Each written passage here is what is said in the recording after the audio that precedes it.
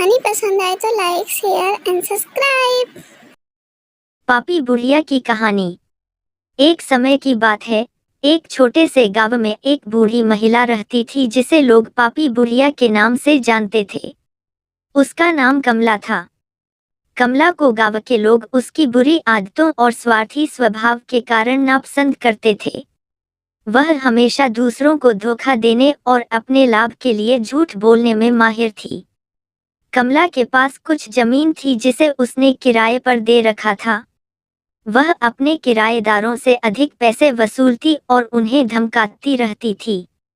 गांव के लोग उसकी इस हरकत से तंग आ चुके थे, लेकिन उसकी चालाकी के कारण वे कुछ नहीं कर पाते थे। एक दिन गांव में एक साधु का आगमन हुआ। साधु ने गांव में घूम घूम कर लोगों को धर्म और सत्य की राह पर चलने का उपदेश दिया। गांव के लोग साधु के उपदेश से प्रभावित हुए और उन्होंने साधु से कमला की शिकायत की। साधु ने गांव वालों की बात सुनी और कमला से मिलने का निश्चय किया। साधु ने कमला के घर का दरवाजा खटखटाया। कमला ने दरवाजा खोला और साधु को देखकर चौंक गई। साधु ने मुस्कुराते हुए कहा, माँ, मैं तुम्हारे साथ कुछ समय बिताना चाहता हूँ और तुम्हें कुछ महत्वपूर्ण बातें बताना चाहता हूँ। कमला ने साधु को अंदर बुलाया और उन्हें बैठने का स्थान दिया। साधु ने कमला से कहा, माँ, जीवन का सच्चा सुख और शांति केवल सच्चाई, ईमानदारी और परोपकार में ही मिलते हैं।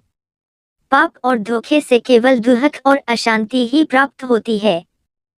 कमला ने साधु की बातों को गंभीरता से सुना, लेकिन उसे अपने गलत कामों का कोई पछतावा नहीं हुआ।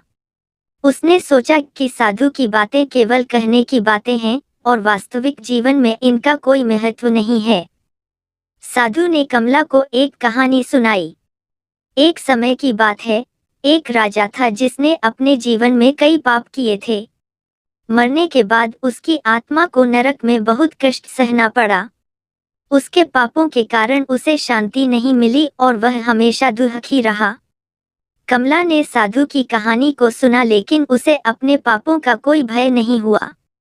उसने साधु से कहा, साधु महाराज, ये सब कहानियां हैं, वास्तविक जीवन में ऐसा कुछ नहीं होता। साधु ने कमला की बात सुनी और मुस्कुराते हुए कहा, माँ, समय सब कुछ बदल देता है। जो आज तुम्हें सही लगता है वह कल तुम्हें गलत लग सकता है।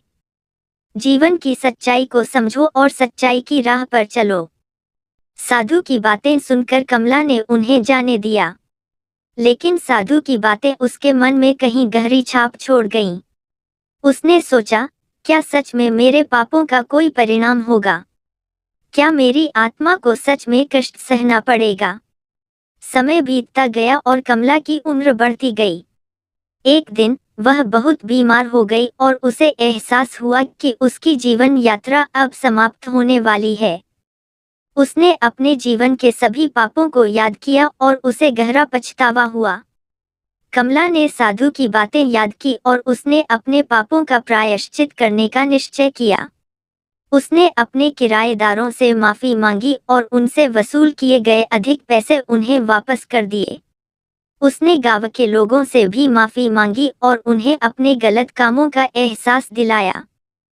कमला ने अपनी अंतिम सांस लेते हुए भगवान से प्रार्थना की कि उसके पापों को क्षमा कर दिया जाए और उसकी आत्मा को शांति मिले। उसकी प्रार्थना के साथ ही उसकी आत्मा ने शरीर का त्याग कर दिया।